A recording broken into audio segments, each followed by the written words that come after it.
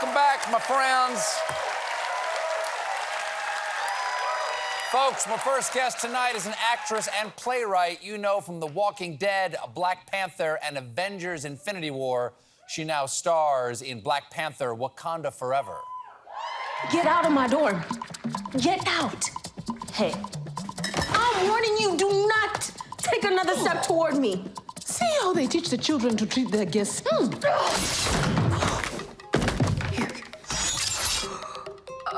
Put the spear in here. Who brought a spear in here? I like her. Hey. Put it down, put it. You'll hurt yourself. Come on. It's all right, princess. Small girl. I am going to give you two options. You can come to Wakanda, conscious or unconscious. Please welcome back to The Late Show, Danai Gurira.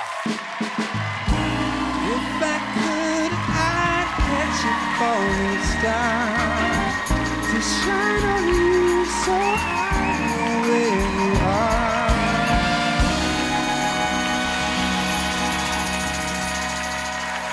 Thank you. Hello.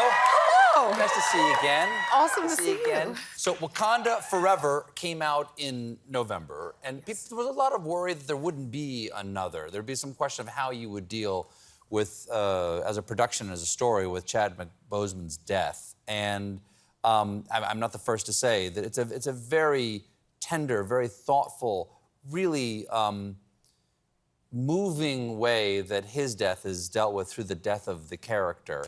And I'm curious how you feel about the movie that meant so much to so many people and has been such a commercial and critical success at this point. Yeah, thank you. I mean, I'm really thankful, actually, just for the fact that we came back really having to go through a grieving process ourselves. We hadn't done that together. We hadn't been around each other. It was during COVID. And it was very much a time where the whole purpose of this film was to honor him and to honor his legacy and and all the work that he poured into creating it with Ryan and bringing Ryan on. And so it was really about his legacy being respected and honored. And so to put it out in the world and pour everything we had into it that way, and then to receive the response it's had, which I've seen across the globe, really. I was just in Zimbabwe and hearing people talk about it there as well, just the story about him specifically. That means everything. That was the entire reason we did it. Well, Okoye, your character, she's a big part of this film. And I think, without giving anything away to people, the moments of her accusations and realizations of personal failure are some of the most moving parts of the movie for me.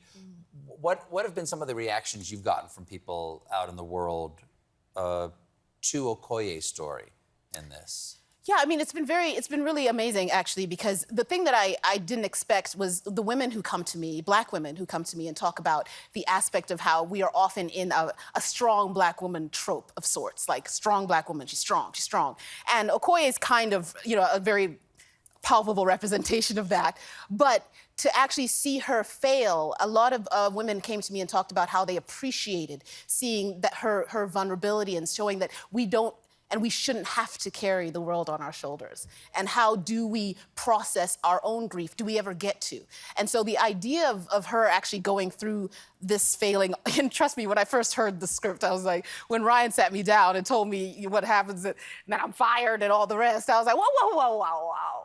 Let's discuss this, But then I realized how powerful it would be to actually allow a character like her to go through failing and complications that cause her to not be able to just stand strong and hold everything together. She has to go through her brokenness too. Well, Okoye is definitely not fired because there are rumors out there of a Black Panther spinoff, a series about your character, Okoye. And Marvel keeps it kind of tight. Marvel, you know about these rumors, right? You've heard about these rumors. People know about this, right? Can you tell us anything more about that? Can you confirm that there will be an Okoye spinoff? What can you say, Danai Gurira? Stephen! Come on. I have been told that I can gently allude to this possibility. So, I am gently alluding. Just gently. You gently alluding is the Marvel version of a full Monty. I can't believe I got anything out of you. Well, okay, so so there's a spinoff. Okay, that's definitely happening. Take it to the bank. Gentle. But here's another one right here. This is Walking Dead fans are excited to see you post this photo teasing pre-production for a spinoff about your and Andrew Lincoln's characters for Walking Dead coming out next year. Anything you can tell us? Anything? That I can strongly allude to. I can strongly allude to the that. photo is a strong illusion right there. It's pretty strong. Yes, and we're in pre-production right now. We are well underway. It's been a really interesting journey. What to expect? Now I go back to gentle. In the sense that it is going to be what we've called an epic love story, and these two characters were separated, as we know, or don't, but they were separated, and so we're bringing them back together, but we don't know how. We've lost Rick Grimes. We don't know where he's been, what's happened to him. She never doubted that he might still be alive, and so we'll see. A lot of pieces of the puzzle are going to be figured out. We have to take a quick break, but we'll be right back with more Danai Gurira, everybody. Stick around.